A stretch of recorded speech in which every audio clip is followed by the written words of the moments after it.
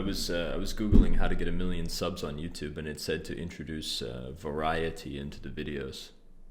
All right.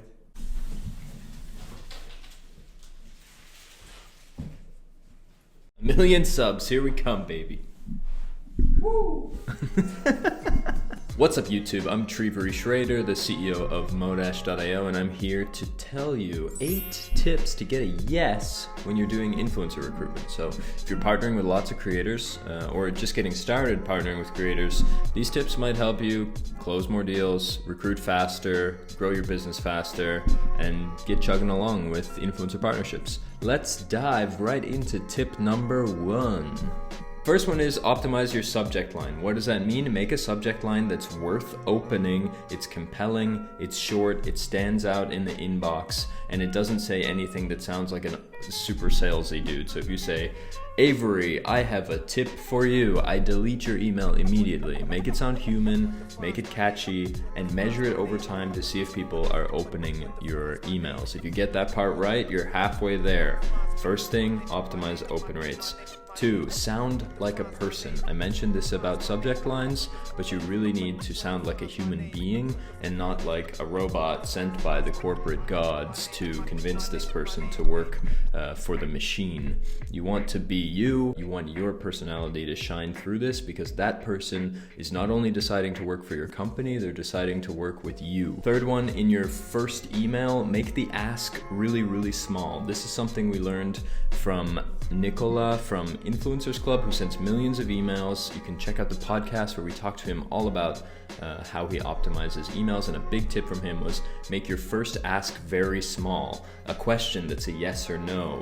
Hey, we want to collab with you, we're a beauty brand. You want to hear more? Are you currently doing collabs? Or have you heard of our company already? Something very simple that's easy for them to answer and doesn't require a lot of effort. You want them to bite the hook so that then they have some sunk cost and they'll continue to talk with you. You need to send follow-ups. Marketers are notorious for not sending follow-ups because they've never been in a sales position where they're constantly facing rejection and they have to follow up many, many times to get a yes or a no.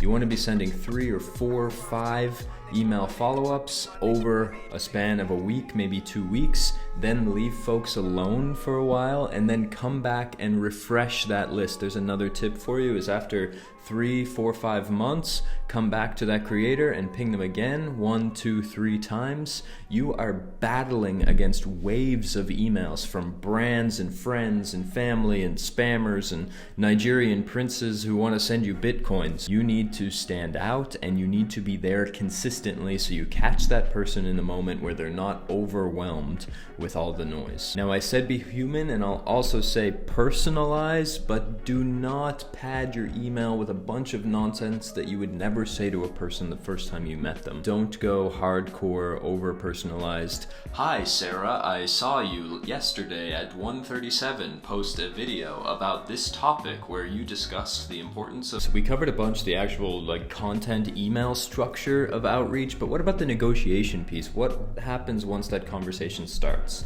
The key to negotiations is empathy. You need to understand why the reaction you're getting from the creator is the one you're getting.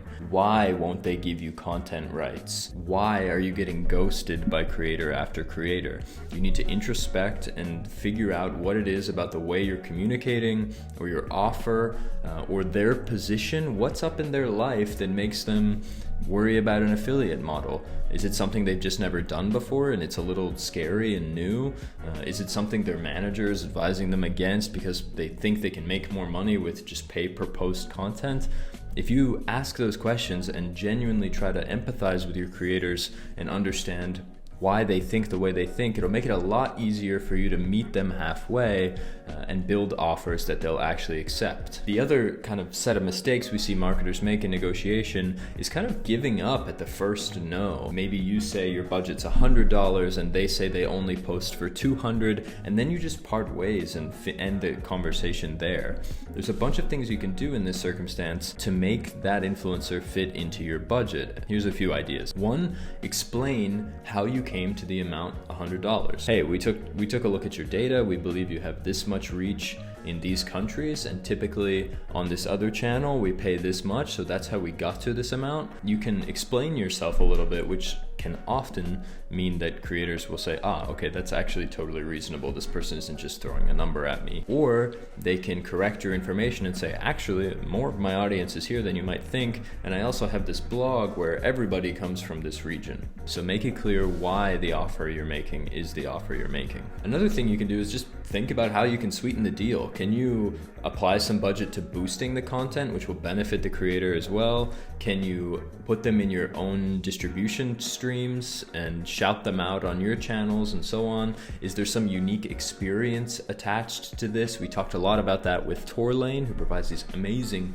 travel experiences to creators. So think about how you can sweeten the deal for the creators. What do they desire in life, and what can you provide to them that will contribute to those objectives? Sometimes just showing the empathy and the flexibility to counter offer is all it takes for a creator to be like, hey, these guys are pretty cool. Maybe I should work with them after all. They're willing to flex for me. Another thing to consider is how can you make their life easier? How can you reduce the deliverables or the workload? So one thing that works great is, instead of, if an influencer's price is really way out of your budget, consider buying the content from them alone without the posting, and then use that content in your own ads where you target their audience via paid distribution through Facebook Ads Manager or Spark Ads or whatever. There's lots of other ways to make creators' lives easy and sweeten the deal.